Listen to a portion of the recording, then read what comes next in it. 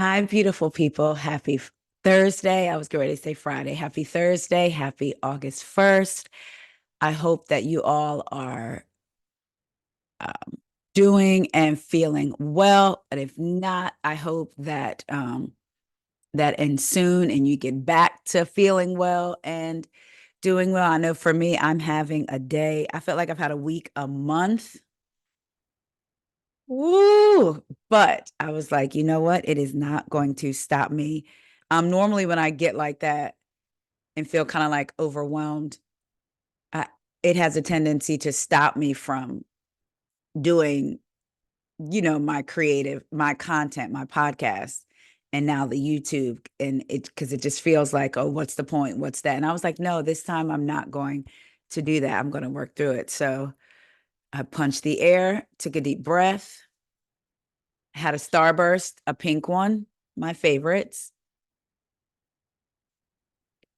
And we're going to get through this together. I love y'all so much. Thank y'all for supporting me, whether you agree or not. I appreciate the respectful discourse. And you know what else I appreciate? I appreciate those of y'all who watch and actually take the words, not interpret what I'm trying to say, but actually the words that I'm saying. And if y'all disagree, y'all base it on that, not on what y'all think that I have said. I truly appreciate those who have critical thinking skills.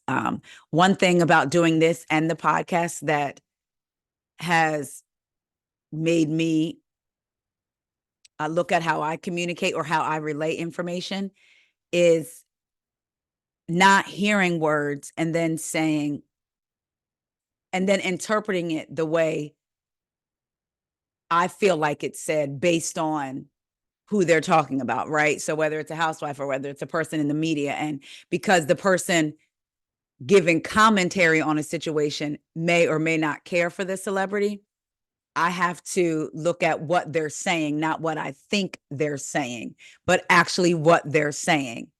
Um, and if I'm going to relay that information, relay it that way. So I appreciate y'all. So I have multiple videos coming to you today. It's August 1st. Y'all, let's set our intention for what we want to do this month. Y'all let me know what y'all intentions are for this month, and we're going to hold each other accountable. I know this is the third month I'm doing it, but I'm going into it again, discipline with my content, the podcast and the YouTube, and consistency. I feel like I've gotten a lot kind of back on track and better with that in July. So by the end of August, I want to be able to count back to at least 25 videos posted for the month. I'm gonna give myself 30 days, have September, April, June, and November, 6 days without one. I don't want to go that long. I want to say like 31, at least one a day, the average, but I'm going to say 25. So at the end of August, I want to have posted 25 videos this month. So, and I want to make sure that my podcast, it should be, Lord, I'm counting 2, 4, 6, 8, like 9 episodes. So at the very minimum, I may miss one, which is tomorrow because there's no Housewives on. Well, there are Orange County, but I'm not going to watch it tonight and then do the recap tonight and then have Corey edit it to put it up tomorrow. But that's my intention, and to continue to do the work even when I have days like today that make you wonder, is it all worth it? And will it ever pay out and pay off? And if I'm too old or too young or not enough experience, or feeling like you've been doing one of these things for 8 years, like, no, I'm going to drink my water. I didn't get it right. Drink my water. Oh, almost, y'all. Corey hates when I do that. And then, all right, so let's get into this first video. Is going to be Bravo News. Let's get into it. First up, do I have any pump rulers out there watching? I know y'all watch Vanderpump Rules. Let's get into Mr. Jax Taylor. This is according to People. Jax Taylor breaks silence after entering inpatient mental health facility. Says he wants to get better for his son. People confirmed on July 31st that the reality star, 45, had begun treatment for his mental health. Jax Taylor has spoken out for the first time since he began seeking treatment at an inpatient center for his mental health. On Wednesday, July 31st, the Vanderpump Rules alum posted a photo on his Instagram holding his 3-year-old son, Cruz, who he shares with ex Brittany Cartwright, as he reflected on his decision to seek treatment. Working on getting better for you, buddy. I love you, with the red heart emoji. He wrote in the caption, tagging his son's Instagram account. In the comments, fans and friends shared their support for the 45-year-old, with Brittany's mother writing love and Jerry O'Connell writing, you, Jax. Love you, pal. Kim Zolciak Bierman also shared her support for Taylor, writing in a comment, sending you lots of love. A representative for the Valley, not Jax, but for the Valley, told people that Taylor made the decision to seek inpatient treatment as he's going through a particularly sensitive time for him and his family. Jax has always been candid about his mental health struggles, especially during the past few months on his podcast, the rep said, adding that his family asked for privacy and respect until he is ready to speak more on this matter. TMZ was the first to report the news. Taylor and his estranged wife remain in the midst of a separation, which they announced in February after 4 years of marriage. In the initial announcement shared on their podcast, When Reality Hits, Brittany, 35, said she had a particularly rough year this past year. And as a result, Jax and I are taking time apart, and I made the decision to move into another home to take some space for the sake of my mental health. At the time, Brittany said she didn't know what the future holds for them. They continue to co-parent their son amicably, though. They continue to co-parent their son amicably, though. And in April, she told people that she and her ex are friendly and described their dynamic as if they're staying in the same hotel, just different rooms. So look, when I saw that a rep from the Valley came out to speak versus Jax, I wondered, like, is this going to be shared on season 2 of the Valley? We do know they got renewed, and I believe that they are filming. And I don't want to doubt anybody's mental health journey. Jax has said before that his brain was broken. And I used to think when he said those things, I was like, is he serious, or is he saying it as like an excuse or get sympathy? Because you just don't know with Jax, right? I'll say, if he's having mental health struggles, I'm really glad that he checked himself into an inpatient facility, because mental health is really important. You know, the older I get, I can see how it can become a slippery slope if you don't put in practices to safeguard your mental health. And when you feel like yourself slipping, for reaching out to get the help that you need. I don't hope for his sake that this is real, because, I don't wish that on anyone, but I do hope this is not a ploy for attention or a ploy to have a story to tell next season of The Valley. While at the same time, I'm also thinking, well, if he is going through this and he's sharing it and it's not for TV fodder, then it could help somebody else, right? Sometimes these shows can give us some clarity or some insight on some things. You just never know who you're touching with your story, whether it's via YouTube, podcast, or these reality TV people that we talk about. You just never know. So I hope for his sake that he gets the help that he needs for himself first, and then for his family, whether that just includes Cruz or him and Brittany or what have you. I do hope that Brittany is safeguarding herself as well, though. I hope that she looks out for her best interest like he looks out for his, meaning not absent of her child, meaning she looks out for her best interest so she can be in a good mental health space to take care of their child. So if he's really suffering through some things, like I said, shout out to him for getting the help that he needs. And I'm going to reiterate, if this is going to be shown on the Valley, then I hope that it's not TV fodder and it's taken seriously and it can help somebody who's watching. All right, next up, let's talk about OC, y'all. This is also according to People. Alexis Bellino says John Jansen offered to pay her full RHOC salary if she didn't film the Bravo show. He's not a fame whore, trust me, Bellino said of Jansen, calling rumors that she rejoined RHOC because of him one of the biggest misconceptions and aggravating. Alexis Bellino wants to set the record straight when it comes to putting her relationship out in the open. The Real Housewives of Orange County star was on Reality with the King podcast on Tuesday, July 30th, and spoke about her relationship with John, who also dated OC housewife Shannon Storms Beador. Rejoining the show after 10 seasons, fans questioned if Bellino's decision was because of her new beau, but she said that isn't true. This is one of the biggest misconceptions, most aggravating rumors out there about him. First of all, John offered to pay me the full salary that Bravo was going to pay me to not do the show. Side note, this was posted. Oh, and I am so sorry. On an Instagram account that I follow, they posted this quote, her saying this on the Reality with the King podcast. And somebody commented, it's not hard to believe that he offered to pay her because as a friend of, the salary was probably $2,000. Because we know when a new housewife comes on, they barely make 10 grand their first season, right? So as a friend of, and even though she's been gone for 10 years.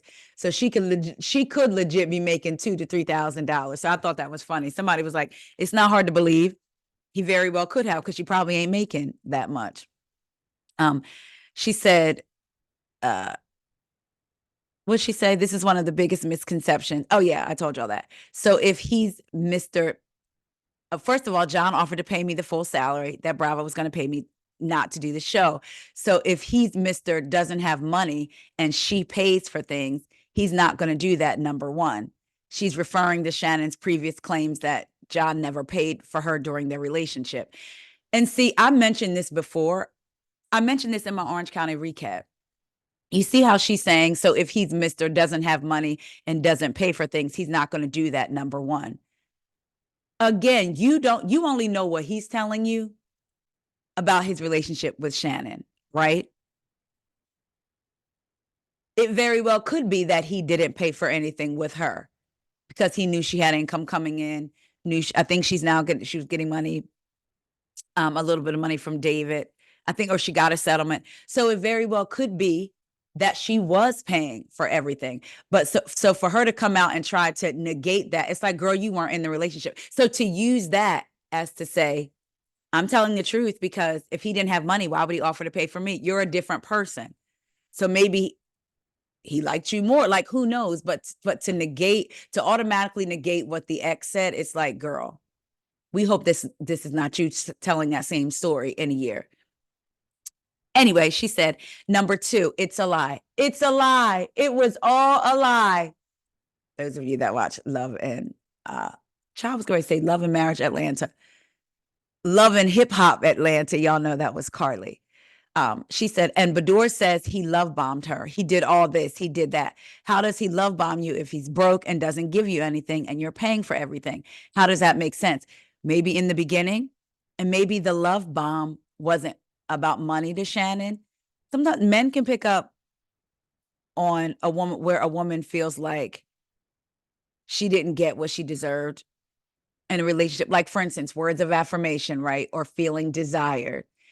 If a woman has shared that or a man picks up on that, then he may come heavy in those areas. So much so that you don't realize for a minute, like, oh, wait, he's not even contributing.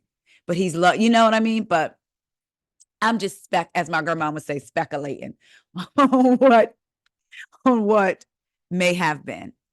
And I can also acknowledge that Alexis is getting on my nerves this season. So I do have to remember to try to keep a non-biased, perspective. Bellino accuses Storms Beador of making things up about Jansen and claimed it's going to keep getting profusely shown throughout the season. Storms Beador, that is so funny. That could be a first and last name and not just two last names. Storms Beador and John were together for 3.5 years, with RHOC viewers watching their romance play out for the Bravo cameras. He ultimately called off their romance twice, first in late 2022. A breakup Shannon claimed blindsided her, and then again in September 2023, not long after her arrest for an alleged DUI and hit and run. Jansen has since found love with Bellino, a relationship the pair first made public with People exclusively. Their pairing has caused some controversy in the Real Housewives universe, as it comes months before her return to the Bravo series. Is it a coincidence? As Nene said, speaking about the timing of their romance on the podcast, John shut down another claim that Shannon previously made, in which he was only dating her to be on television. He said not only is that not true, but he disliked appearing on the show. What the vast majority of people out there do not know is that I ended up making the decision saying, I'm not going to film, he revealed. Now, at the time I'm with Shannon, I care about her. She wouldn't survive if she didn't have the job. So I was put in a very difficult position and I agreed to film. Then people say I lit up on camera and stuff. They said that. I'm shy actually, and I was trying to make the best of it. Now why? While Bellino and John have they keep listing their last names. I keep wanting to say their first names. While Alexis and John have made one public appearance together, the mom of three said it has taken John time to warm back up to being in the public eye after his breakup. Everyone's like, oh, but he went on the red carpet with you, she said. I asked him to. He did it for a favor for me because I wanted to go to that event. He doesn't want me to go alone. He wanted to go with me. She added, he's not a fame whore. Trust me. He's been asked to do 1 million interviews. The guy said no, said no up until now. I mean, he just popped in just now. John also explained that it's been a dilemma whether to stay away from the spotlight with Alexis because his experience doing so in the past has hurt me and caused false information to spread, in part due to what Shannon has been telling her co-stars. I'm not on the show, but I think I'm talked about more than anybody else, which is pretty surreal. Now, I'm going to say this. He is, especially this season, because Alexis came in, it seems like Alexis came in with a mission to clear John's name, whatever that means, right? And look, like I said, Shannon could be telling us falsehoods or exaggerating or lying. We don't know. But I'm not going to say, but while at the same time, it does seem like, again, Alexis came in with a mission like to clear my man's name. So he is going to be talked about a lot this season. Bravo. Come on now. We know they want him to be talked about a lot this season because it already brings a drama that's not manufactured when you have the ex and the new on the show. Let's see. John referenced how Gina and Emily have particularly slammed him in multiple episodes so far. They don't know me. I've never even had a conversation with Emily Simpson, for example, and she definitely doesn't like me, but she doesn't know me, and they act as if they do. My silence is largely responsible for people hating me and thinking I'm this bad person, because all of these things have been said about me, have taken hold as truth over the last 4 to 5 years, and it's hurt me. It's hurt me. Look, if what Shannon is saying is a lie about him, then that's not cool. And she shouldn't be lying on him. I can definitely say that. And if it was a lie and if I was Alexis and I knew for sure it was a lie, then I would too want my man's name clear. However, like I said, sometimes I do feel like the new is so set against believing anything that the ex has said that they just have tunnel vision. I'm going to defend my man. And again, sometimes it's warranted. Sometimes the ex is lying, but sometimes the ex is telling the truth. And then we have, with what I suspect is going on here, I think there's truth on both sides. And I think there's exaggeration on both sides. So Alexis says we'll see it play out through the season, but so many housewives will say that. You'll see in the upcoming season, you'll see it, and then it ends up being a flop. So we shall see. I know one thing, I'm tuned in and I will be watching tonight. All right, let's moving right along, y'all. Vicki Gunvalson, Victoria family van, doing upside down keg stands. Brooks has cancer. Me and my ex have sex a whole bunch. Isn't that what she said about her most recent ex, Steve? Child Gunvalson. Hold on, please. This is according to Radar Online. RHOC star Vicki Gunvalson accused of financial elder abuse and fraudulent sales tactics in new lawsuit filed by a 74-year-old client. The Real Housewives of Orange County star Vicki Gunvalson has been sued for financial elder abuse. RadarOnline.com can reveal Vicki, 62, was named in the lawsuit along with her business partner, Kodo Insurance and Financial Services, and I'm not sure how to say this. Alliance with a Z, Allianz. I'm just going to call it Alliance Life Insurance Company, filed by Diane Field, 74, who alleged she's been the victim of fraudulent sales tactics when she was convinced to work with the Bravo celebrity. In the lawsuit, Field claimed she and her late husband, George, had made the decision to invest 90% of their net worth in stocks with a specific firm in Orange County, California, for more than 20 years. Their respective careers allowed them to live off their salaries, and so their net worth continued to grow over 2 decades. However, after her husband suffered a bicycle accident in 2002, she took control of their investments, roughly $6 million. Ciao. Years later, Diane claims she met the housewife's personality, who works in insurance and financial services, through a friend who scheduled an appointment with her to discuss investments. Although Vicki eventually chose not to work with the client due to their lack of funds to invest. Now let's go back. In 2002, the wife, Mrs. Field, took control of their investments, roughly $6 million. Years later, okay, Diane claimed, but even still, Diane claimed she met Vicki, who worked in insurance and financial services, through a friend. Vicki met with her and chose not to work with her due to their lack of funds to invest. So I guess maybe that $6 million in investments, if it was still $6 million after years, probably wasn't liquid. Okay.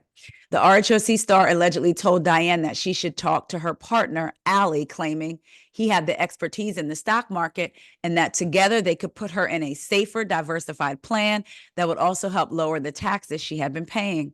Diane later met with both Vicki and Allie to discuss her financial options. Unfortunately, that came around a difficult time for the 74-year-old, who says her husband's health took a deep dive.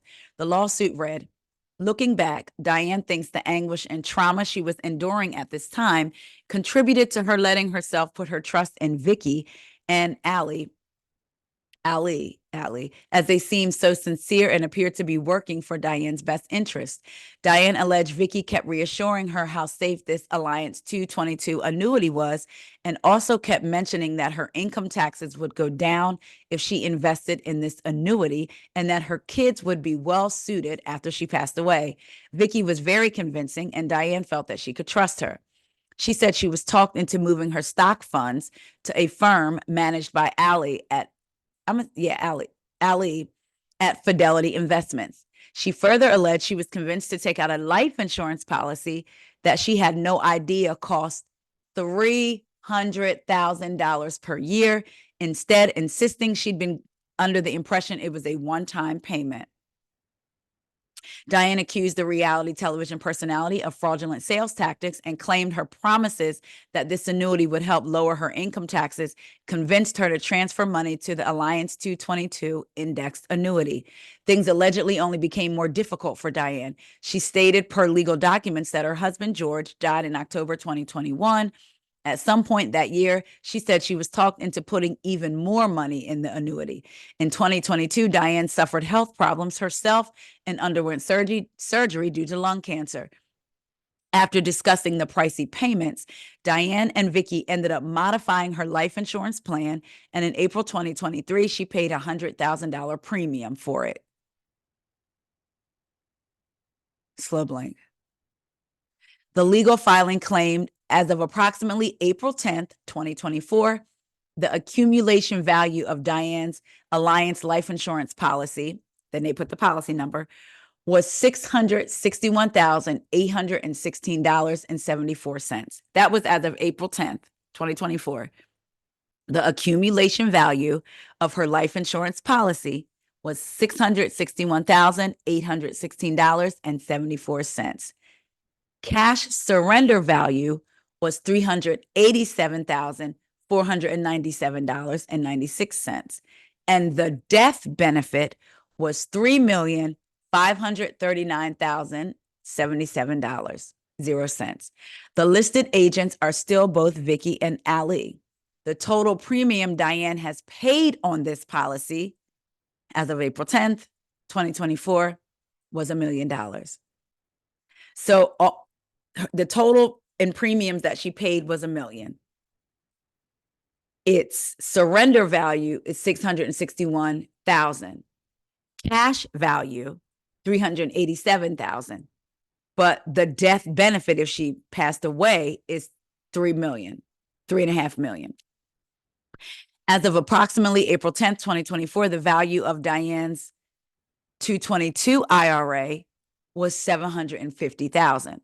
So her annuity that she switched over to because of Vicki and her business partner telling her to was valued at $750,506. Diane said Vicki repeatedly contacted her in March and April of 2024 to shell out another $100,000 premium payment allegedly owed to Alliance for her life insurance. However, when she spoke with Alliance about the issue, a representative stated she still had over $600,000 in the account and she did not need to send any payments. Now, my girlfriend is in insurance and she tried to get me into it. She makes very good money and she got me into it. Y'all, I paid my money for the course and I took that course and I failed it because I was like this.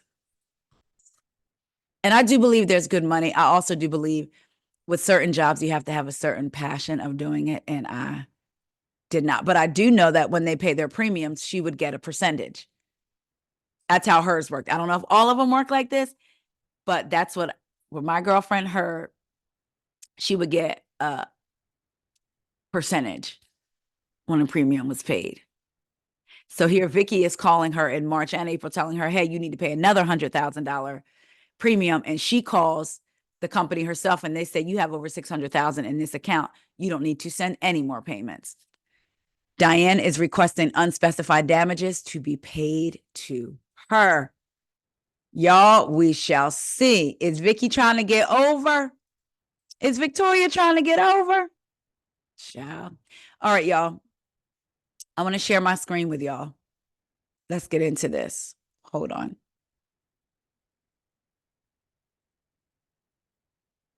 Ta-da.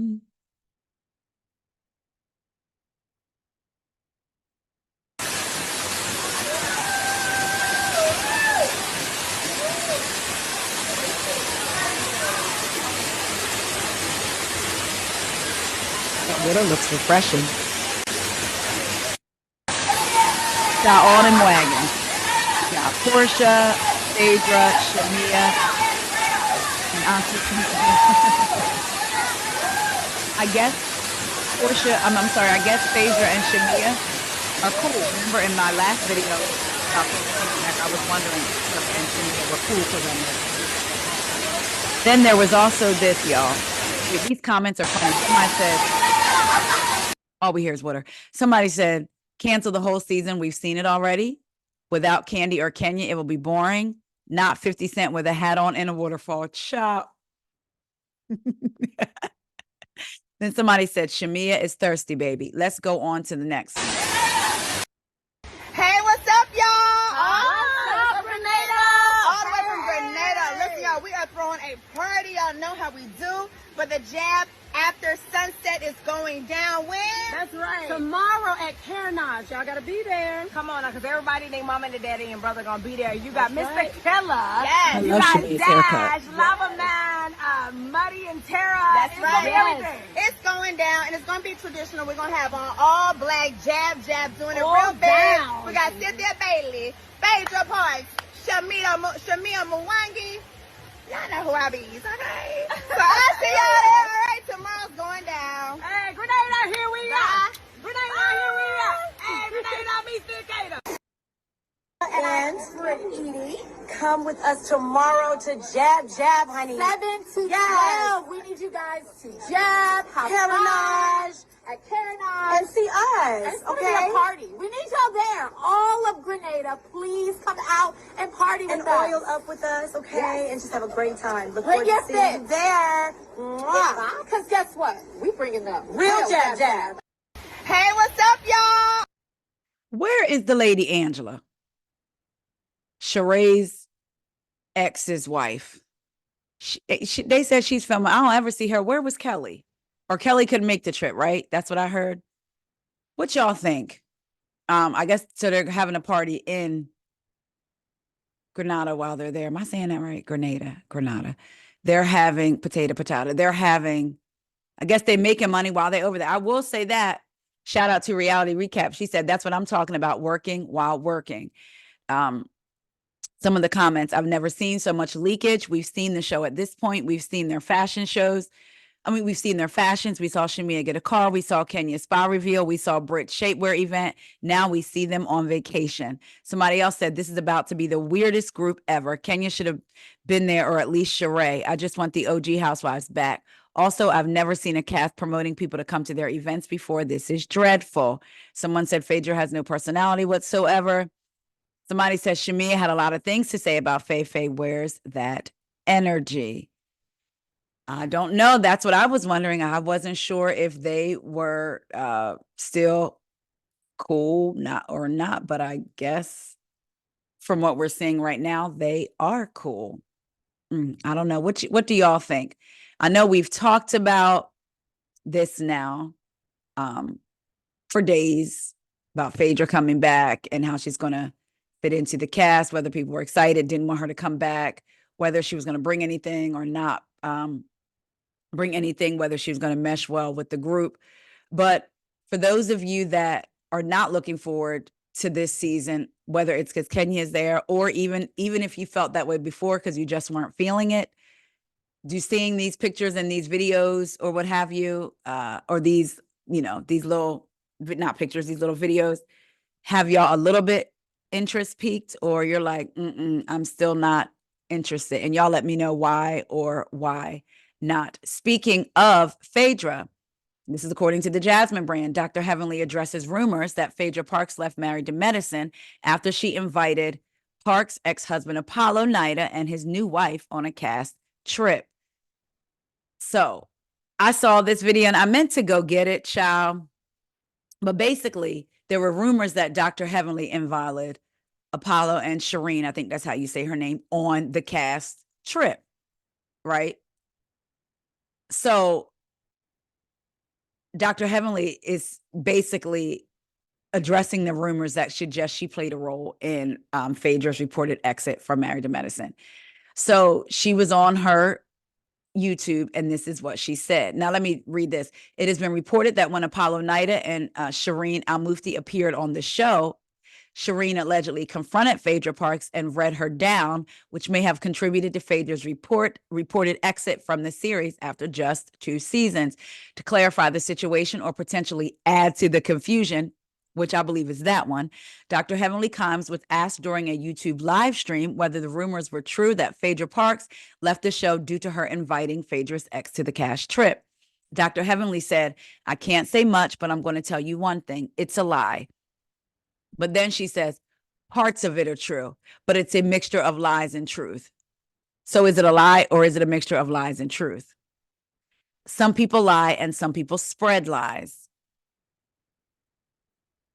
She also said it'll be revealed and that we just needed to stay tuned. And if we stay tuned, once it aired, basically, then she will come back and clear it up. She also said this isn't Atlanta Housewives. What would fly on Atlanta Housewives? The women on Married to Medicine are too smart. Her words, not mine. That's what she said. I'll say this with Dr. Heavenly. I don't look at Dr. Heavenly as this beacon of truth. I look at Dr. Heavenly as, she reminds me of the person who is the gossip and who can hear something and she presents it as fact. And then when she finds out it's not fact, she'd be like, oh, my bad. I thought such and such. Like, for instance, remember back when Married to Medicine was airing before she went on Patreon, on her and Carlos would recap the episodes, and she was saying everybody got their contracts. Everybody got their contracts and was coming back, like basically had signed and was coming back to Married to Medicine. She said it as fact. Then Toya came out and was like, basically, not, I'm paraphrasing, but not so fast. Not everybody got their contract. Quad had said she hadn't got hers or hadn't signed. I'm not sure which one yet, but it wasn't documented, I guess, that she was coming back. So then Dr. Heavenly had to come back like, oh, I heard, I got that wrong. she always does that. She talked about, she said it for a fact that I guess Quad was upset about what Dr. Jackie was making. I guess maybe they tried to pay Quad less before this season because we know Quad entered when the season had already started. And then she had to come back and say, well, that's what them little boys told me. That's what them little boys told me, meaning production. So Dr. Heavenly takes a rumor to me and puts it out as fact. Instead of just saying up top, this is what I heard, y'all. I don't know if it's true. She'll throw it out. She'll throw it out there and take it back. That's what she said. I'm going to throw it out and I'm going to take it back. Instead of just from the top throwing out, y'all, this is what I heard. I don't know if this is true or not, but I'm just letting y'all know what I heard. She presented as fact. All this chaos ensues, and then she comes back. So I feel like she's purposely being like, how did this article start out? She may have cleared up or caused even more confusion. And I think that's exactly what she's doing. But I want to play something for y'all. If y'all follow me on Instagram at WEIGO, WEIGO podcast, y'all see that I posted something from Funky Dineva's YouTube show on Tuesday night. So let me read this to y'all again one more time, not the whole thing, but it's been reported. So because clearly Apollo and Shireen showed up, which to me, my only thing about that is I know they want Phaedra to bring more, but to me, if you got to go to those lengths, Shireen nor Apollo is into medicine, right? They are not friends with anybody on the show just because they're Phaedra's ex, just because he's Phaedra's ex. Why do that? Right? But it says allegedly when Shireen confronted Phaedra, she read her down. Now I'm going to play y'all something that I posted on my Instagram. Again, if you don't follow me, you should be. Okay. Hold on. Let me share this with y'all again. Just when I be thinking I got the hang of stuff, it slaps me in the face, but that's all right, y'all. I've been slapped before. Hold on. Here, y'all see my handle just in case. Well, no, now you can't. But this is what Apollo wife got Phaedra ass together and was finna fight her.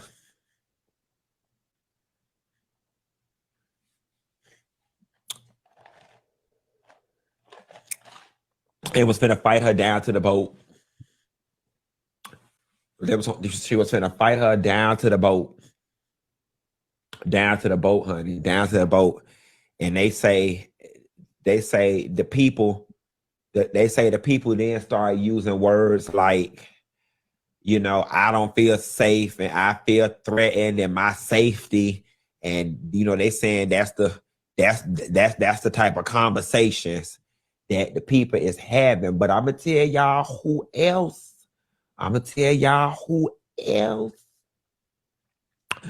Who else was fearing for their safety? And y'all didn't hear this from me. Come close. Baby, they say Quad new man was finna beat up Dr. G. Apollo wife got Phaedra ass together and was finna fight her. Y'all. So in this, Funky was saying how Carlos had him on his podcast. He doesn't know when it's going to air, but he had him on his podcast. And then they went out to lunch afterwards and they got to talking about all this stuff. And then he was like, I'm not going to tell y'all the whole season. Out of respect for, I guess, the people who told him some of these things, he wasn't going to share all of it, but he did share that allegedly Shireen was trying to fight Phaedra, physical. And my caption, I said, we know based on the article a couple of days ago that they like to tussle a little bit in that night of household, both of them. So, then I heard that Shireen was trying to get to Phaedra because of Apollo and seeing his kids. So I don't know that part, but so that's what Funky said, that Shireen was trying to fight Phaedra. And now I stopped it at that part about allegedly Quad's boyfriend trying to fight Dr. G. and you could go on his YouTube channel. Some of y'all probably have seen it, but what he was saying was that allegedly Sweet Tea and Quad got into it. And then and Greg might have tried to, and then Quad's boyfriend, who I think is named King. I said, if his name King, he definitely tried to fight him. I'm just saying. Then he got in the middle of it, and he said that they sent him home and was like, basically, we don't know you. We don't know what you're capable of. So one of the other people, the couples trying to fight, we know Cecil, Dr. Scott was there. Even I think they're friends of this season. We know them. We know the main players. So if they almost got into a scuffle, you could break them up, let cool heads prevail, what have you. I mean, let the people cool off and then come back together. But according to Funky, they were like, well, we don't know him. We'll know what could happen. So he got to go. So we shall see what season of Married to Medicine? Is it 11? I don't even remember, but I am looking forward to. I love Married to Medicine. Even the seasons that people were saying they're boring. Look, for me, I just like looking at Black folks on TV. I like seeing us represented. And I admit we're not always represented in the best way, but I do take pleasure in the moments when it's like, sometimes I watch them and it's like, wow, these are Black doctors. I like when they show them at their jobs. I know there's only so much they can show with them being doctors, but anyway, so it seems like Married to Medicine this season is going to be spicy. Oh, and he did say that Heavenly is in the hot seat again. Child, we shall see. One of the comments on his video says, somebody go find Damon's ex and bring her on the show. Can you, child? Dr. Heavenly was shut down. You know how like you unplug something without shutting like everything down, like on your computer, how you're supposed to shut down the different apps, child? She would just be like a computer that you just snatch the plug out of the wall and whoop and just shut down. That's what would happen. Then again, I don't know, child, we might see her get to tussling. Who knows? But y'all let me know if y'all are looking forward to Married to Medicine. Or are there any of y'all that never watched Married to Medicine and just never have been interested? Did you used to watch? And then when Mariah left, you stopped? Do you like it better now? Y'all let me know. Also, let me know what y'all think again about Atlanta. Do those little clips make y'all more interested, less interested? You still don't care? Let me know what y'all think about Victoria Gunvalson, y'all, when her alleged elder abuse. Jax Taylor getting checking himself into the inpatient facility to get his mental health together. And Miss Alexis Bellino and Mr. John Jansen, honey. She said, you will redeem my man's name. I love y'all so much. Just sitting down doing this video has really made me feel so much better. Corey, my husband, is really good at